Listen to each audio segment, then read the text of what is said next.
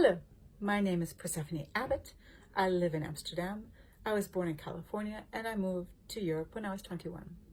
I'm going to talk today about something that I really love, and that's books. A friend of mine said, "It's marvelous, Persephone, you read everybody else's bookshelf," and it's true, I do. I delight in going past those freebie book boxes here in Amsterdam where people put out books for others to discover. And recently I found 3 books from the same publisher, and the publisher is called Handshake Publications, or Handshake Editions. Yes, Handshake Editions. I didn't know anything about this edition, and I didn't know anything about the person who set it up, whose name is Jim Haynes. Jim Haynes was born in America, and he was part of the counterculture revolution in the UK at one point, and then he moved to Paris where he was a professor and where he set up this Handshake Editions.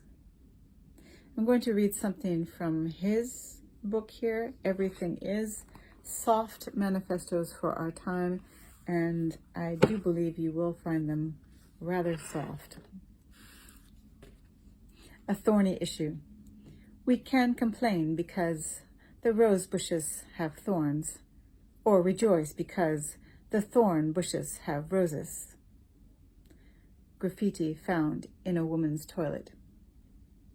I repeat myself, everything is itself. It is in itself neither good nor bad. It is your perception of it which gives it value. A rose bush is a rose bush is a rose bush.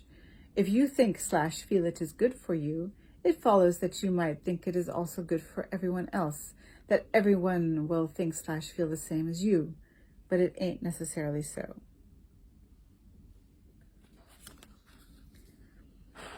The second book that I found from Handshake Editions is this slight volume of poetry, which I'll pass on to go to the most interesting edition, the third one. And this is Love in the Minimalist Mode by Mary Guggenheim. I didn't know who Mary Guggenheim was, and this is where I wanted to share with you this discovery. It was obvious from the moment that I picked this book up that this author could write quite well. And the book itself is paragraph poems that have a story to tell. So every page basically is a paragraph poem. The first one is A Visit to the Doctor. The doctor will open when the doctor is ready to see you, the nurse said. They gave you neither a smock nor a sheet to put over you. The long gold chain I was wearing around my neck had to suffice. When I heard the lock turn, I would take 3 or 4 steps like a model on the runway to find myself in front of the doctor who, I noticed, was wearing blue enamel cufflinks. Don't you have a slip? The doctor asked. I felt as naked as Lucas Cranach's Eve. Didn't the doctor know that women no longer wore slips? I felt a little ashamed, but not much. 2 weeks later, I received the report, an alarming list. I folded the sheet of paper, absolutely certain there had been a mistake, and that the report belonged to someone else. Mary Guggenheim was an all-round artist. She was born in 1917, and she studied ballet for a while. She even danced in the ballet russe, in the corps de ballet for a while.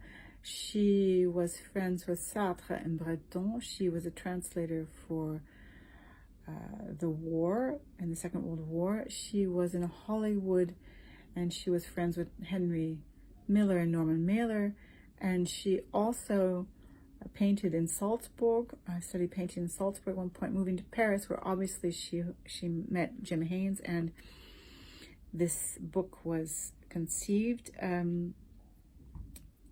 What's really interesting is that Mary Guggenheim there's a website for her, and this little book is mentioned, and there was a reprint done in 2002 by the Mary Guggenheim Trust. The edition that I found is actually a proof copy and signed by Jim Haynes, and is dated the 1st of April 1994. So sometimes think maybe it's a little bit of an April Fool's joke. I don't know. Love in the Minimalist Mode. There's some notations that are made by Jim Haynes. So I'll read one more piece from it. And this one is My Brother's Letter. Look, I said, I'm going to show you a letter from my brother too. I wrote him about us. I went away to find the letter. There's nothing more ordinary than a woman falling in love with her doctor, but this is simply an illusion, my brother had written. He advised that as far as the doctor was concerned, he would neither be shocked nor surprised. He has had the experience before, he said. I cannot, for some reason, recall R's response to that. I folded up the letter and put it away. We changed the subject.